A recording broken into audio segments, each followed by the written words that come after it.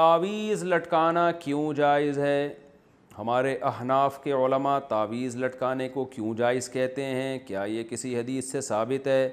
جبکہ دوسری طرف اہل حدیث علماء اس کو شرک کہتے ہیں، جو سب سے بڑا گناہ ہے۔ اور اس کی مضبوط دلیل بھی ہے کہ حدیث میں آتا ہے کہ جس نے تعویذ لٹکایا اس نے شرک کیا۔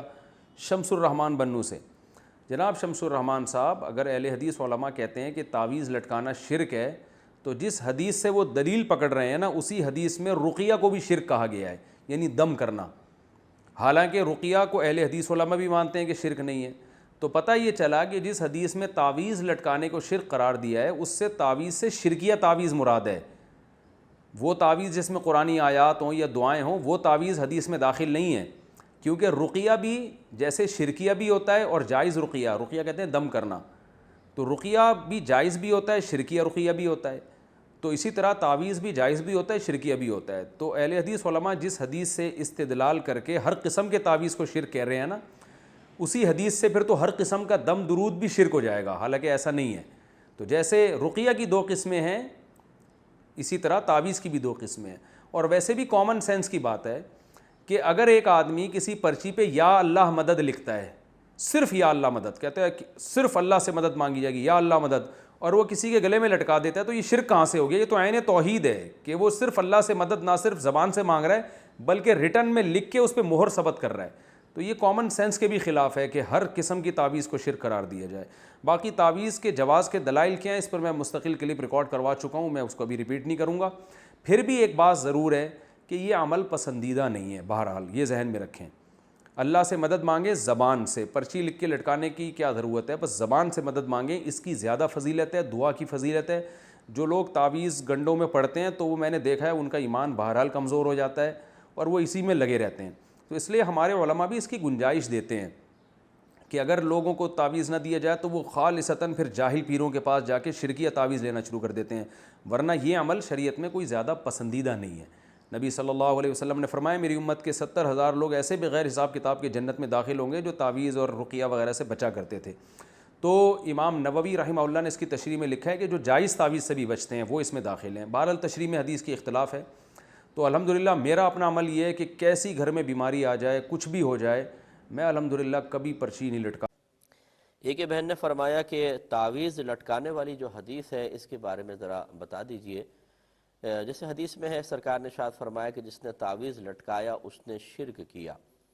سوال یہ پیدا ہوتا ہے کہ صرف سرکار کی اس طرح فرما دینے سے کہ تعویذ لٹکایا اس نے شرک کیا، کیا ہر تعویذ غلط ہو جائے گا؟ یقینی سی بات ہے کہ نہیں ہوگا۔ ضرور اس حکم میں کوئی نہ کوئی علت تو موجود ہے۔ نبی کریم صلی اللہ علیہ وسلم نے اصل میں کفار جو تھے وہ شرکیہ اور کفریہ تعویذ لٹکایا کرتے تھے، ان کو منع کرنا سرکار کا مقصود تھا۔ اور یہاں ایک نکتے کی بات اچھی طرح یاد رکھیں کہ جب شراب کی حرمت کا حکم نازل ہوا تو شراب حرام ہوئی تھی، جن برتنوں میں شراب پی جاتی تھی وہ برتنوں کا استعمال تو کوئی حرام نہیں ہوگا، وہ تو برتن ہے، ان میں اگر آپ پانی پیے تو جائز ہونا چاہیے۔ لیکن رحمت کونین صلی اللہ علیہ وسلم نے شروع میں نہ صرف شراب تو حرام ہوئی تھی اللہ کی طرف سے، ان برتنوں کے استعمال کو بھی منع فرما دیا کہ نہیں کر سکتے۔ اور جب نبی کریم صحابہ کے سامنے کوئی چیز بیان فرمائے تو پھر تو صحابہ پہ نبی کا ماننا فرض تھا نا، گویا کہ برتنوں کا استعمال بھی حرام کر دیا، حکم ماننا فرض ہوا۔ جب کچھ عرصہ گزر گیا، اور یہ کیا اس میں حکمت کیا تھی کہ اگر سرکار اجازت مرحمت فرما دیتے تو جب انسان کسی چیز کا اگر کوئی عادی ہو کوئی شخص اور جس چیز کے ذریعے وہ اس ضرورت کو پورا کر رہا تھا وہ سامنے ہو تو اس کا اس دوسری چیز کی طرف دھیان جانا لازم ہے۔ چنانچہ سرکار نے ان برتنوں کے استعمال کو بھی منع فرما دیا کہ کسی کی توجہ ان برتنوں کی وجہ سے شراب کی طرف نہ جائے، اور ایسا نہ ہو کہ تقاضائے نفسانی اتنا زیادہ ہو کہ انسان شراب پینے پہ مجبور ہو جائے۔ جب یہ دیکھا کہ شراب سے دوری کا بالکل ماحول بن چکا ہے اور طبیعتیں اس کے ترک پر بالکل راضی ہو چکی ہیں اور یہ اس سے شراب کے معاملے میں مخالفت قلب میں راسخ ہو چکی ہے، سرکار نے پھر برتنوں کے استعمال کی اجازت مرحمت فرمائی۔ یہ اچھی طرح ذہن میں رکھیں کہ جب یہ شرکیہ تعویذات استعمال ہو رہے تھے، نبی کریم صلی اللہ علیہ وسلم نے شرکیہ تعویذات کے استعمال کو تو وہ حرام ہی تھے، وہ تو منع ہی فرمانا تھا۔ ذکر والے تعویذ بھی بعض حدیثوں میں آتے ہیں سرکار نے منع فرمائے، تاکہ ایسا نہ ہو کہ انسان کوئی اللہ کے ذکر والے تعویذ استعمال کرے اور آہستہ آہستہ انہی میں جا پڑے۔ لیکن فی نفس ہی حقیقتاً اچھے اور پاکیزہ تعویذات کو منع کرنا مقصود ہی نہیں تھا، اصل تو ہے کفری اور شرکیہ کلمات پر مشتمل تعویذات۔ تو اس لیے خلاصہ کلام یہ ہے کہ جو نہیں پہننا چاہتا اس کی مرضی ہے، لیکن پاکیزہ کلمات پر مشتمل تعویذات استعمال کرنے میں شرعاً کوئی حرج نہیں ہے۔ اور نیت ہمیشہ یہ ہونی چاہیے، جو آپ ڈاکٹر کے پاس جاتے ہوئے یا دوا استعمال کرتے ہوئے بھی نیت حاضر رکھتے ہیں کہ نہ ڈاکٹر شفا دینے والا ہے نہ دوا شفا دینے والی ہے، شفا فقط میرا اللہ تبارک و تعالیٰ دے گا۔ ایسی اگر آپ گلے میں کوئی تعویذ لٹکا دیتے ہیں، یہ تعویذ شفا دینے والا نہیں ہے، شفا دینے والی ذات میرے اللہ تبارک و تعالیٰ کی ہے۔